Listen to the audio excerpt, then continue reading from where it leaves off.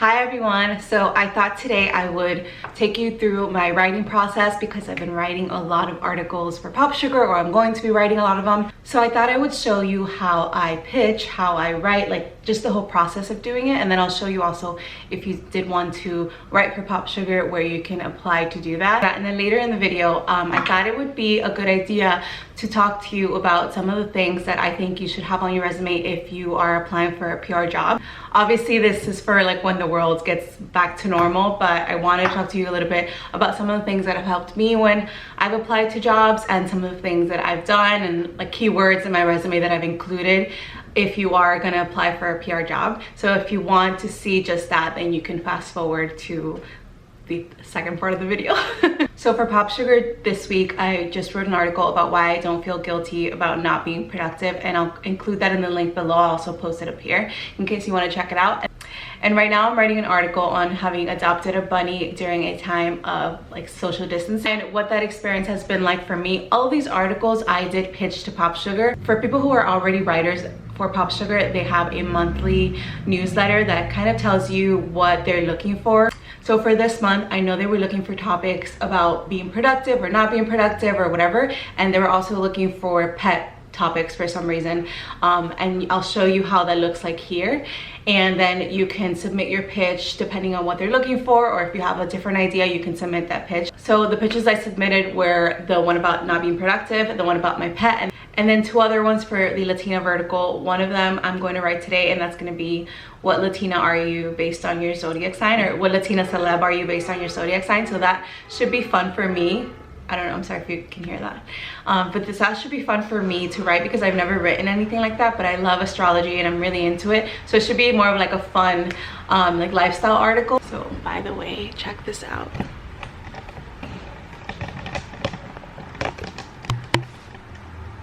Hi Sunny. Hi little bunny. So the first thing I do when I start writing is I have my desk completely cleared out.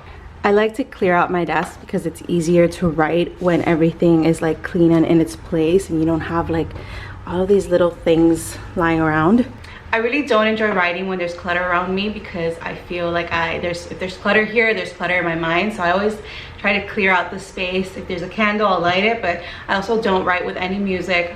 I don't write with my cell phone near me. I feel like those are distractions, and I try to go at least an hour or two, depending on how long it takes me to write an article, without doing that. In the case of this pet article, I created a draft yesterday, and I was gonna submit it yesterday, but I didn't because I didn't think it was there. Like, in my opinion, the article is a little bit stale still. So I need to reread it again and see what I can use from the foundation that I have, the draft that I created yesterday, and see what doesn't work when I have to switch. Sometimes, like before I start writing, I will read something else. Most of the time I don't actually. I just write from what I have to say and then I'll read something else.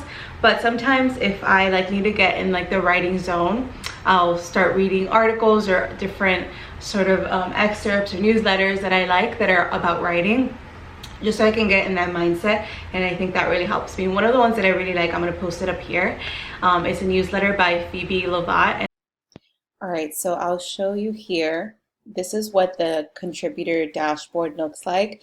So I'll just go in like voices, and then I'll go into assignments, and then this is like the editor that assigned it to you, and the description. So it's a personal essay on how I adopted a bunny during self-isolation. 48 paragraphs, why you decided to adopt a bunny, how the time has strengthened your relationship. So that's what I'm going to be talking about in the article. And then right here, it tells you, you know, don't include this, don't include that, whatever, and examples of formats, etc. So here I go. So I have this really kind of horrible draft now. I'm going to be working on it. So yesterday I didn't have this sentence here. And I started with when my mother called me to tell me her friend's rabbit gave birth to 3 furry little bunnies. My first thought was, when can I go get mine? So I thought that was a little boring. So I added this to make it, like I added this sentence up top to make it more of a collective experience. Like when people say all bunnies do is poop and eat, they're not wrong. But I just got one, and stick with me here. I think they are the pet you never thought you needed. So I think that's a more catchy first sentence. So I just included that. And then from then on, I'm going to like redraft this part of the text, and then I'll share that with you once I do. All right, so I've just finished creating the post on the back end of Popsugar. So I added an alternative headline, a headline, just like the entire post here, including images. And then you can see here what your post is going to look like on the actual website, although it's on draft mode, so it's not published yet, but you can still see it. And then this is what it would look like when it is published. So here you can just kind of review it and then go back and submit it for submission for the editor to see and publish. And then if they have any questions, they can inbox you. So for this article, I really wanted to include a video of the bunny. However, I didn't find anywhere to do that or how to do that. And it's not letting me upload the video to the gallery. So I'm just going to contact the editor and ask her if I can do that. But in the meantime, I'm also going to submit the article so she could see it. All right, so I just submitted the post. This is how it looks like when it's submitted. And basically on the back end, you just submit it for the editor to review. And then so this is the email you get when you get an assignment, and you have 3 days to respond and say, yes, I can take on the assignment, or no, I'm not going to take it on. Once your assignment is published, it'll say, congrats, your article has been published. And then you can read more and you can promote it and do, whatever it is. So that's pretty much the entire process of pitching, writing, submitting an article to Popsugar. If you want to learn more about how to start writing for Popsugar or for other publications, or how to get your writing published, I will include a video up here and down below that has more details on that in case you want to check it out. Okay, so now let's talk about a PR resume, and I just want to share some small tips that I've used that I think have worked well for me, and I wanted to share them with you. So this is something that is not really necessary, but I do think you should do because it shows that you sort of went the extra mile to make your resume look nicer, and that's the actual presentation of it. I always print out my resume at FedEx, and I use resume paper, which is just a little bit thicker and it's a little bit of better quality. And then I use these binders to bind them together, and I think you don't necessarily have to do this, but I think that it does look nicer. You want to try to have a resume that is creative, but at the same time, obviously professional. It's still a resume.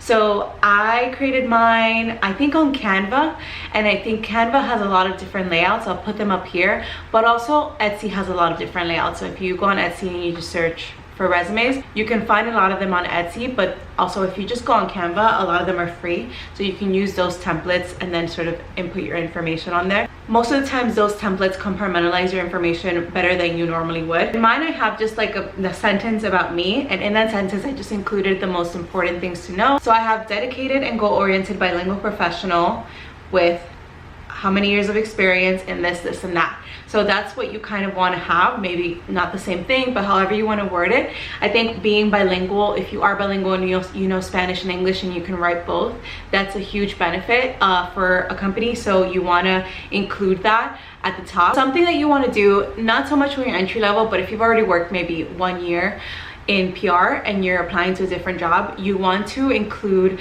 your successes that you've had in your job. So for example, I created a story about a bilingual pig that went viral, and I include more information about that under some of my successes. So you want to include maybe 1 or 2 successes that you've done in your company, whether that's having a story go viral or improving a client's presence in the media by whatever percentage you want, or whatever that is for you, or securing them national coverage every month, or whatever that is for you. You want to try to have that there. You want to have that be something that stands out in your resume, obviously, because you want to have your capabilities first and foremost, and what you have to show for the time that you've been working. Another thing you want to include, if you look at the job posting and you see certain keywords like content creation or proficient in Adobe, whatever, or you're gonna have to be client facing or something like that, take some keywords from the actual job posting and try to include it in your bullet points in your description. So if you were client facing, or if you did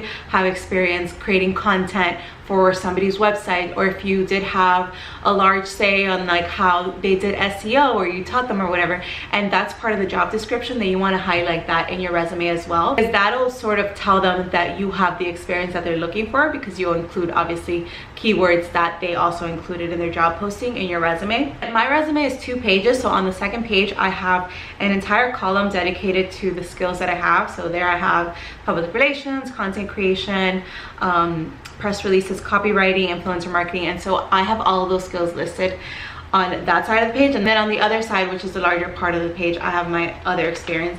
And then because I've already had experience, I also included a draft of, not a draft, but actually a final press release that I created, as well as the translated version in Spanish. For bilingual, you want to include a project that you might have done in college, or a press release that you've already written, and the translation, you want to include that there just so that they know. And then here I also have copies of some of the articles that I secured for my clients. I included one from Forbes, there's one from Popsugar, and there's one from Univision. So one of them is so 2 of them are just articles, and then the third one is like a TV clip. Obviously it's just printed out. Here I included the media coverage that I secured for my client for an entire month, just because like the publicity value on this coverage is $7 million.